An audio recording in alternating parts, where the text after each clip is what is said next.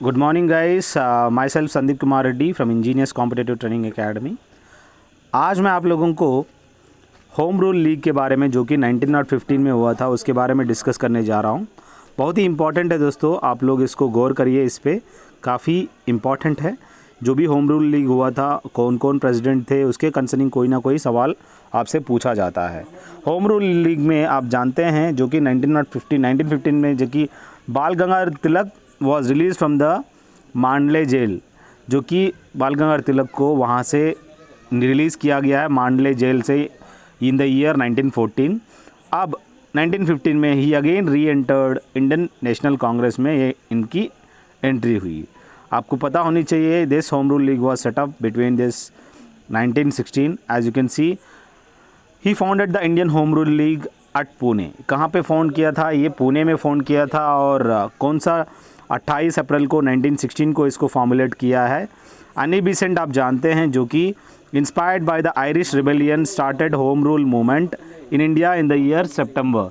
जो आपको पता होनी ज़रूरी है, अनी बेसेंट जो कि आयरिश रिबेलियन है, inspired by Irish rebellion started this home rule movement in India in the year that is 1916 in the September.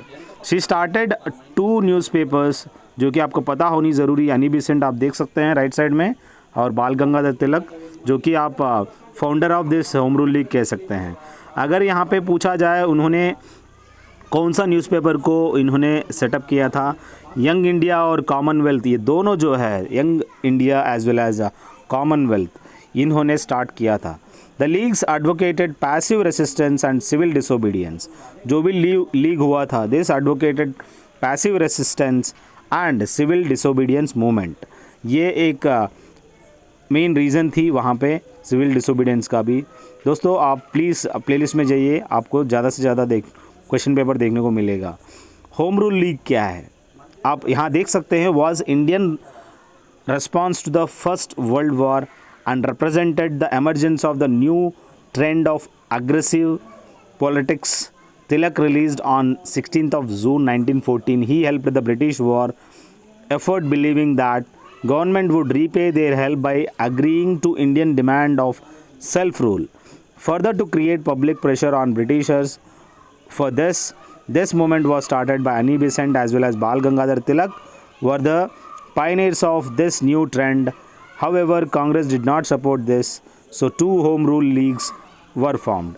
अब ये उनको पसंद नहीं था जो कि कांग्रेस को, फिर भी they started making 2 home rule leagues. If you have any queries regarding any kind of topic, you can directly message on this comment section or you can call me in this number. And if you want to go for more topics, you can visit playlist के अंदर। अब देखिएगा यहाँ पे britisher who fought for Indian independence, जो कि Indian independence इस home rule league setup करने के लिए ऐसी कौन सी ब्रिटिशर थी जो आयरिश उस रूल्स को इन्होंने अडॉप्ट किया था? ये वो थी Annie Besant. She was a prominent British Indian socialist, theosophist, women's rights activist, writer and orator and supporter of Irish and Indian self-rule. She came to India in the 1893 and in 1916 she launched the All India Home Rule League along with the Lokmanya Tilak. आपको पता होनी चाहिए, अगर वो britisher पूछता है तो आपको अनी बेसेंट देना चाहिए, अगर इंडियन पूछता है लोकमान्य तिलक आपको देना चाहिए, जो कि आपको फाउंडर ऑफ दिस दो भी होम रूल लीग है। In 1914 the world war one she declared England's need is India's opportunity. So यहाँ पे इंडिया एक जगह है जहाँ अपॉर्चुनिटी है।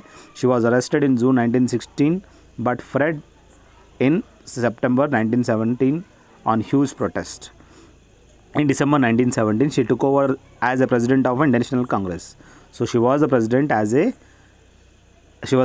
of Indian National Congress in the year 1917 December. Until the end of her life 1933 she continued to campaign for India's independence not only in India but also in speaking tours of Britain. So ये काफ़ी इनकी importance थी, इनका role थी जो कि India को support किया और हेल्प किया मैक्सिमम स्प्रेड करने की और हेल्प करने की। अनी बेसेंट जो आपको पता होना ज़रूरी है।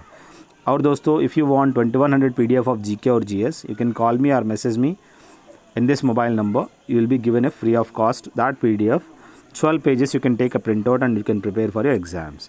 Thank you दोस्तों, have a good day, have a great life.